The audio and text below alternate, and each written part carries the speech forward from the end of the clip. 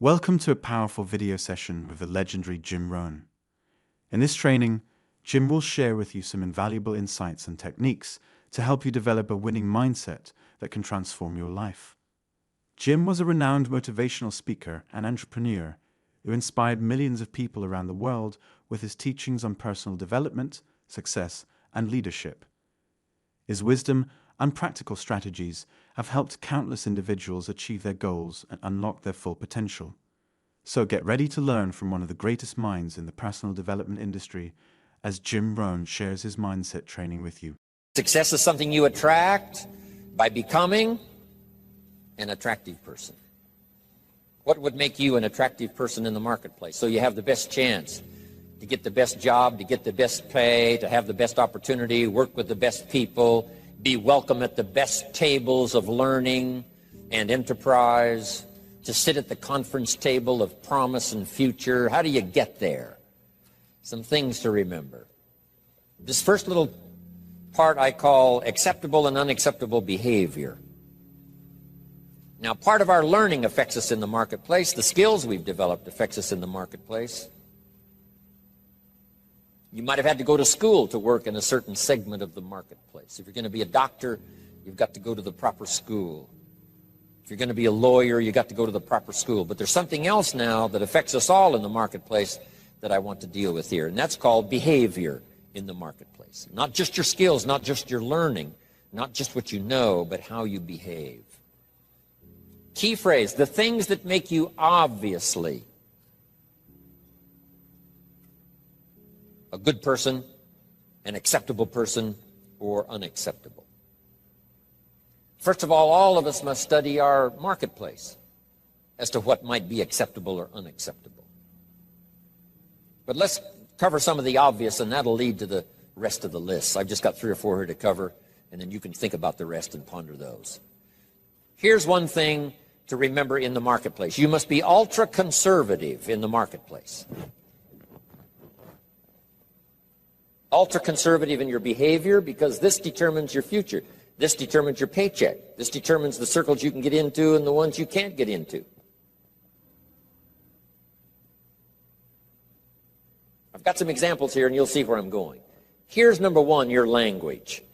The language you use in the marketplace has so much to do with your paycheck.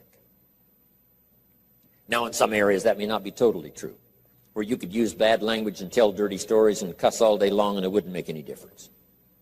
You know, if you're around people that cuss all day long and tell dirty stories, what difference does it make? Doesn't make any difference.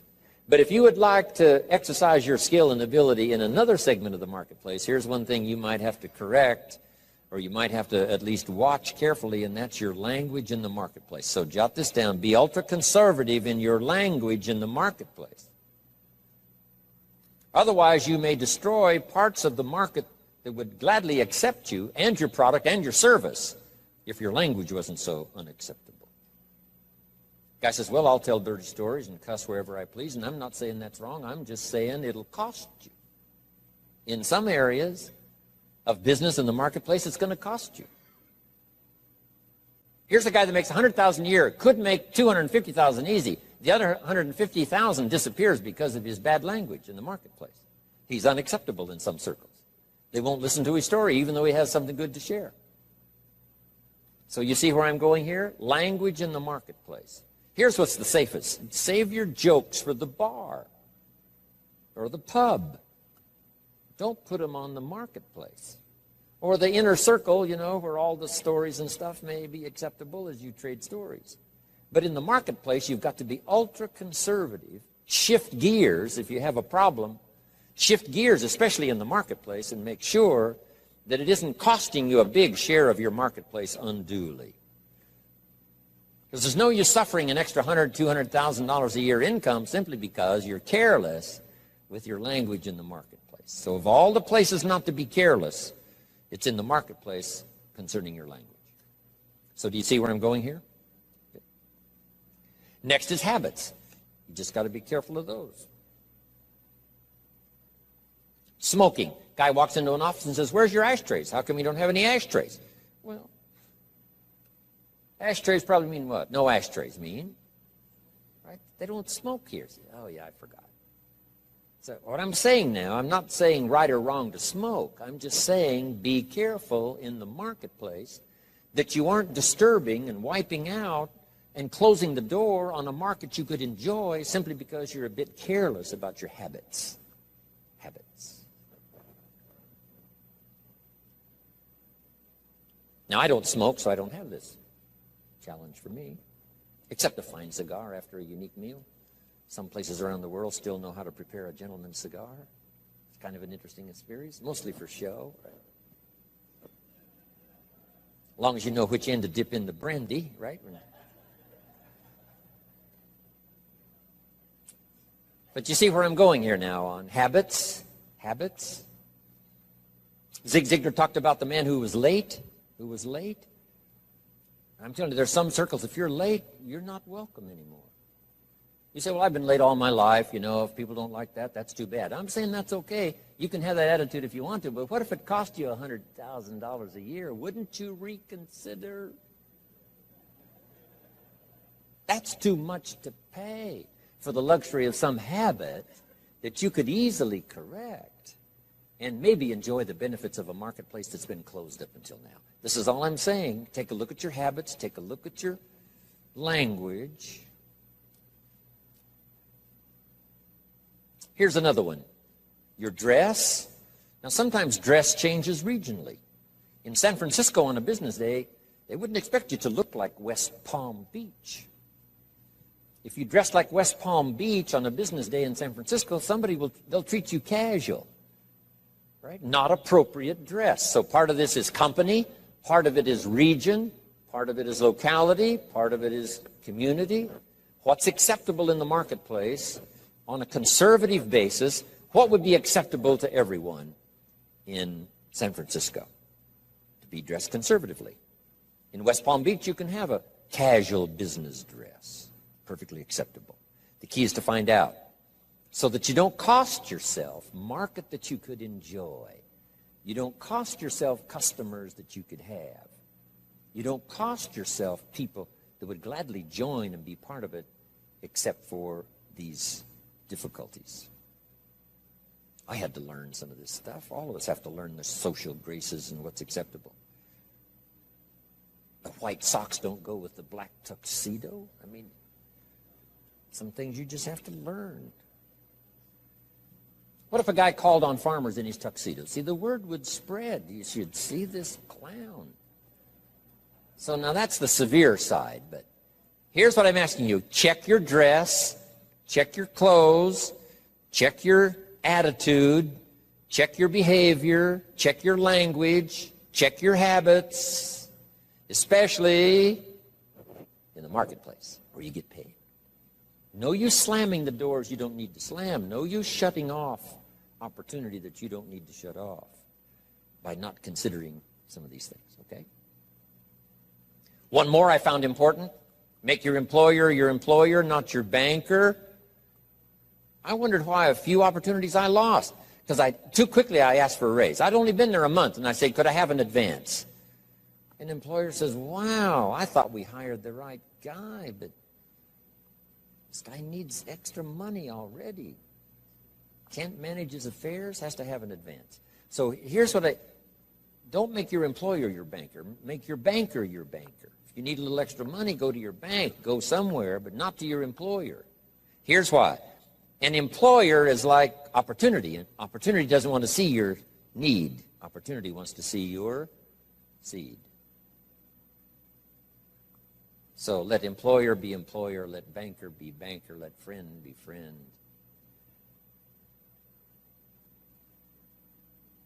I found it was a bit unwise to make a friend a banker or a relative a banker. Do you know why you go to a minister to discuss certain things? So that he won't disclose it to the marketplace. And you go to your doctor to disclose it so he won't disclose how weak and sickly you might be. So you don't bring your sickness to the marketplace and talk about it. You talk that over with your doctor. Talk over your maladies and your problems to your doctor. So jot this down. It's called show your seed and hide your need. In the marketplace especially. Show your seed. Show your willingness. Show your desire. Show your hard work. Show your work ethic. Show your arrive early, stay late attitude. Show that, but not your need. The marketplace is not interested in your need. Next is code of conduct. It's not a bad idea to take a piece of paper someday and just jot down what is your code of conduct. What do you expect from yourself? Some things you will do, some things you will not do. Jot this phrase down, what I want to be known for. Here's what I want to be known for. And that's not a bad list to make. As we're building our reputation day by day, week by week, month by month, and one opportunity leads to the next, depending on what we're known for. These are some of the things that may not appear in your resume. You know, you've been to school and you learned these skills and you work for this company and you were there 9 years and so on. In addition to that now, what's really important, especially for your own psyche, is to make a list of what you would like to be known for. I wanted to be known for always doing my best. I never wanted anyone to be disappointed, at least in my presentation. They might be disappointed with my ideas because they thought I was wrong. They might be disappointed with my position because they thought it wasn't right. And they might be, disappointed because, I didn't say what I believed, was contrary to what they believed. They might have been disappointed in that, but they were never disappointed in my sincerity, never disappointed in my ability to speak from my heart and my soul. If you have charge of some of my life and you send me off to another country, I promise to represent you grandly. I promise you won't have to stay awake nights wondering about Jim Rohn if you've sent him to Paris. I want you to be able to say, forget about Paris, Jim Rohn is there. He'll take care of it in the best style. He won't show up late and he won't show up drunk. He will represent us well. So have you got that good question now? What do I want to be known for? I want to be known for being on time. I want to be known for staying late. I want to be known for not ignoring anyone. I want to be known for my unique ability in conversation as well as presentation. I want to be known for the fact that I care for kids as well as adults. I want to be known for the company's interest as well as my own. I want to be known for one who helps to feed the goose that lays the golden eggs. I want to be known. I want to be known for my leadership skill. I want to be known for my attitude. I want to be known. What would that list be if you were to make it? Here's what I want to be known for. Sometime in the privacy of your own thoughts, away somewhere, just work on that list. Here's the reputation I want to build. Now, here's what's next under personal development. Under personal development, develop these 5 abilities.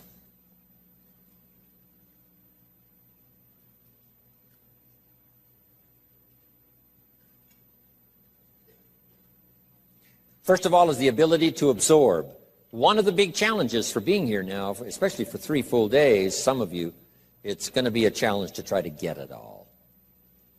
But I'm asking you to do that. In another seminar I do, here's a little phrase I have. For the future, pay attention. See if you can't get everything. Every word possible, every idea possible. It's easy to let your mind wander, right, and not really concentrate and dig in and make these days extraordinarily valuable for you. Absorb the atmosphere. Absorb the drama of the occasion. Absorb the spirit of the occasion. Absorb the reasons for coming here and then the reasons for going back home and making a difference. Absorb the variety of voices you're going to hear this weekend. And absorb the provocative ideas as well as the ones that you agree with. Absorb all of that. Take it all in. By listening intently, taking good notes, talking with each other. Here's one more. Absorb the drama of each other. You're going to have a chance to meet some excellent people here. Okay?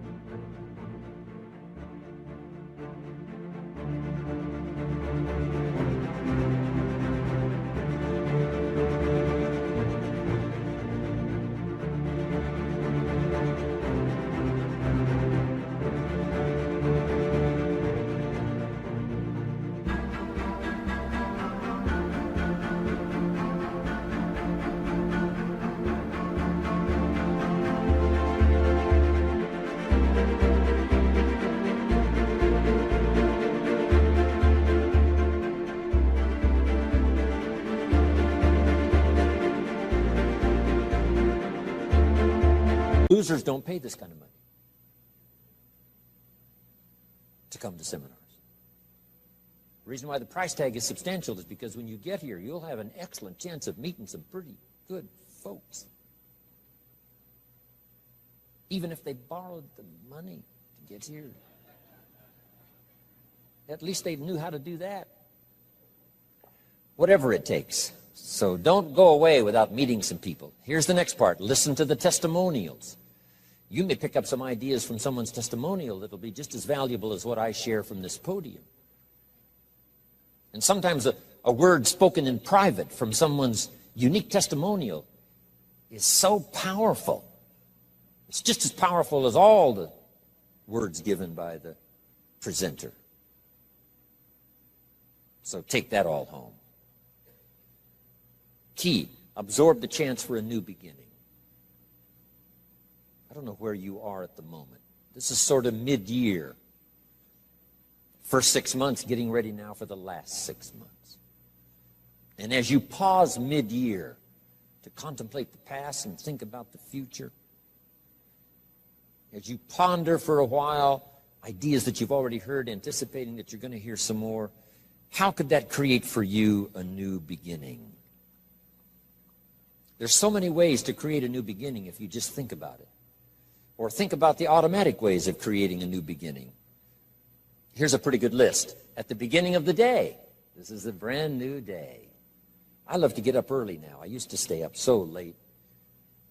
I got up late. I used to say if the good Lord wanted you to see the sunrise, he'd have made it later in the morning.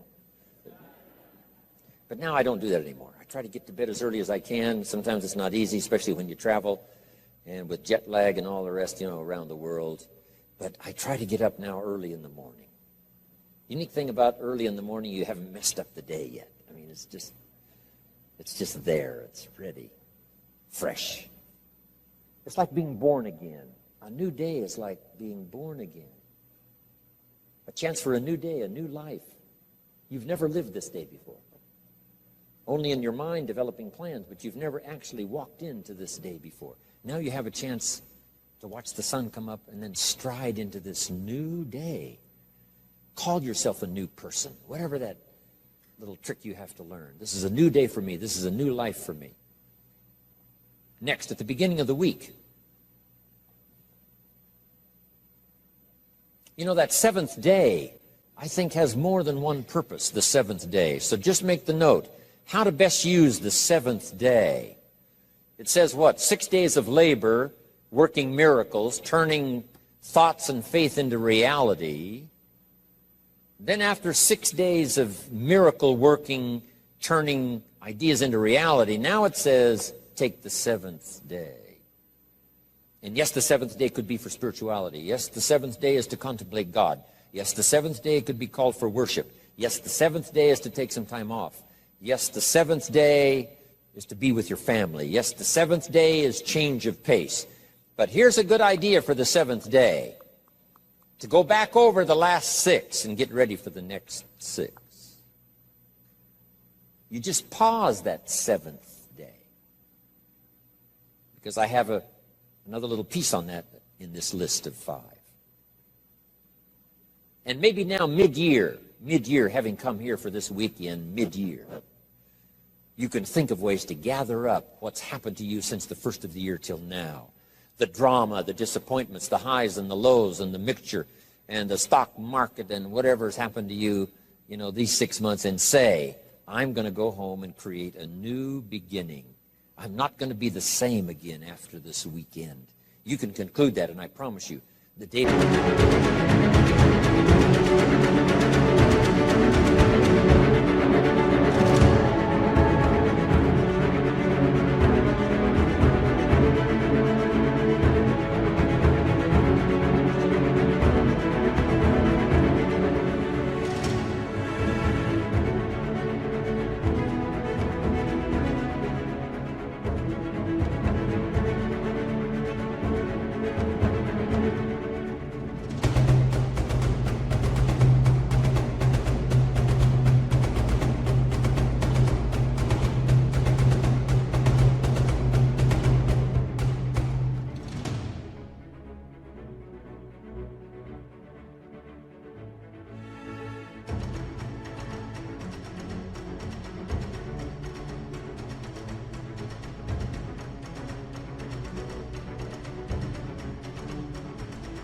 can be so extraordinary, you won't be able to believe it.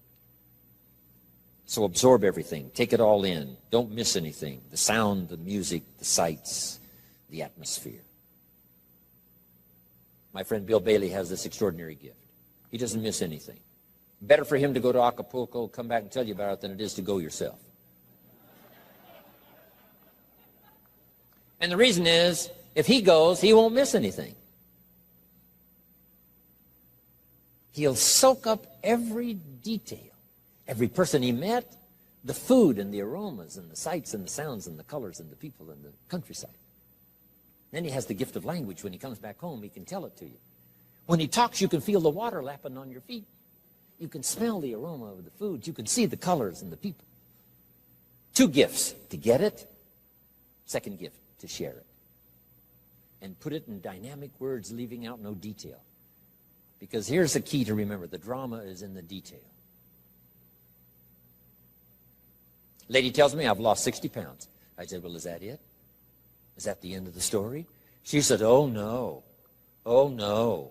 There's a lot more to the story than that. And I said, well, I appreciate the number, but give me the details. What was going on in your life before? She says, well, misery you can't believe. I know I missed 3 good jobs just because I had too many pounds. And I says, how do you feel now? And she starts to cry. Wow, that's what I want to hear. The details. The drama is in the details. Give me the numbers, yes, but what does this number mean? For some people, the number means everything, before and after. The number means so much drama you can't believe, before and after. Before the day and after the day. Give me the details. Absorb, take it in, don't miss anything.